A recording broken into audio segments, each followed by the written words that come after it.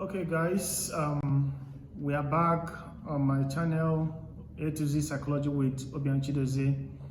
Yes, personally or famously known as Dozie. Okay, so we are today going to continue with abnormal psychology. We have done the definition. We have also considered the theories of abnormal psychology or theories of psychopathology, psychological disorders. So we will be taking the disorders one after the other currently. Yes, we want to take them one after the other. Remember, as I did I also submitted in the first time that we are often using the DSM-5, the Diagnostic and Statistical Manual of American Psychology Association test review. That is version 5, test reviewed 2022. Yes, APA 2022. That is DSM-5-TR in 2022. Yes. So yes, we are going to be taking them. DSM-5-TR has really tried to, should I use the word, categorize, cluster them, classify them in their groups. Yes. So we'll be looking at them in each of the groups. I'll try to take the relevant one we'll be looking out for to see in our classes wherever we are. Yes, very important ones like under affective disorder. We'll try to touch bipolar disorders. We'll do depression, that is major depressive disorder. Then we'll do the psychotic disorders, schizophrenia. Then under anxiety disorder, we'll touch generalized anxiety disorder, social anxiety, specific phobia. There are many of them there. Yeah, and somatoform and related disorders, we have those ones. Then we have the dissociative disorders. They are all in their categories. So before we dive into that, I want to point out something, a very important way to recognize something whenever we start. So when you are expected to tell us something about any of them, let's say depression, I'm sure as a good student you are expected to start from telling us which category, like it's an affective disorder, right? And then you try to tell us what is depression, what do we refer to that, and what constitutes depression and everything, the symptoms about it and everything. So after saying that, you now try to relate it to what is depression and what is not depression, and when is a sad mood said to be normal, when is it not normal. I'm sure we have done that before. And then you try to tell us about the DSM-5.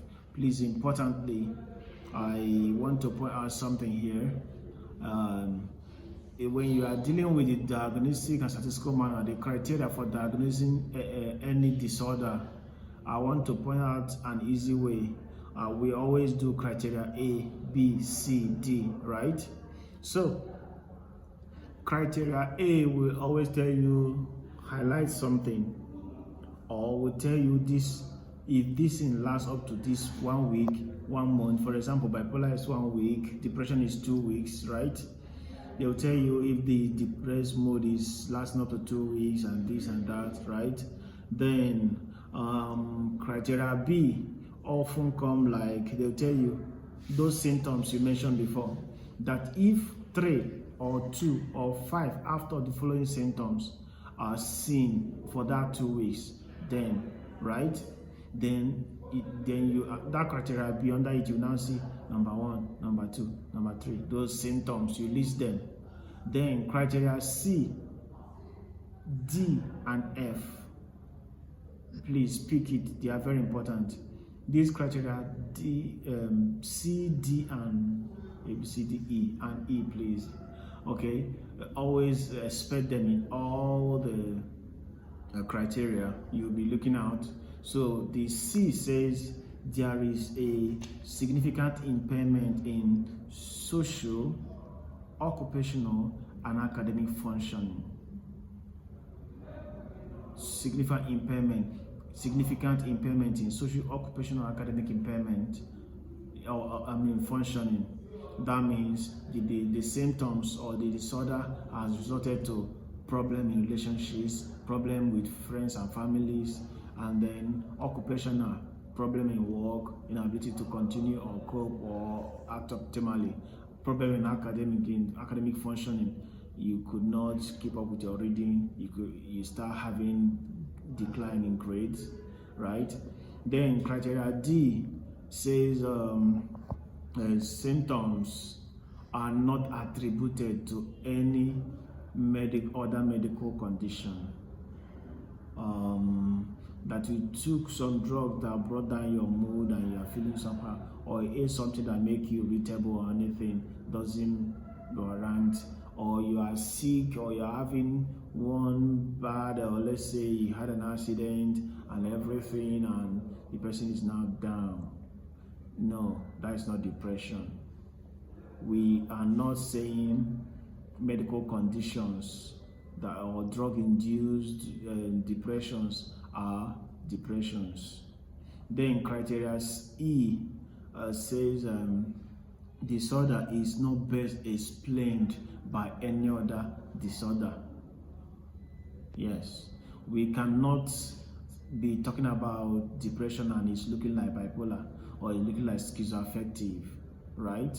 It has been distinctly differentiated or accurately unique, specific to that particular disorder. So like what I'm trying to say, when you are looking out for these disorders, look out for this C, D, and E. That one, there is significant impairment in social, occupational, and academic functioning. D, there is the disorder is not best explained by any medical condition. For example, in anxiety, there is what we call hypothyroidism. Hypothyroidism, you see the person had this manifest symptoms of anxiety, increased heart rate, all of those things, palpitation of arms and everything, dilation of eye pupil, like over sweating. You will think it is anxiety disorder, but it's not. So that's a medical condition that mimic or that looks like anxiety disorder, but we don't call it anxiety disorder. Then the last one is not best explained by any other. If we are talking about social anxiety, it is not best explained or attributed to specific phobias. If it is, if you are talking about generalized anxiety, it's not looking like social anxiety or panic disorder. Yes, that is that criteria. So criteria A will tell you these symptoms may be here for about how many weeks, just the duration, right?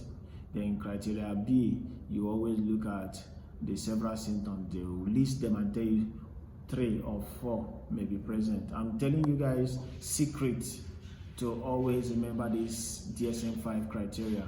Once you know the symptoms, you always navigate, either you find it in criteria A or criteria B. Then tell you about 1 week or 1 month or 2 months or 6 months or 6 weeks, as the case may be, depending on the disorder you're talking about. So, like I said before, we'll be looking at them. The affective disorders has how many of them? About 9 or 8 of them. Then anxiety disorders have about 8 of them. Psychotic disorders have about 6 or 7. We'll look at them, but we'll pick the important ones and consider them deeply. Then we have the somatoform disorders. We have the dissociative and related disorders, and we have the obsessive and compulsive and related disorder. Yes, and so on and so forth. We would want to do justice to that as you continue with us. And please remember, it's very important that we try to subscribe. Please like and share, and God bless you.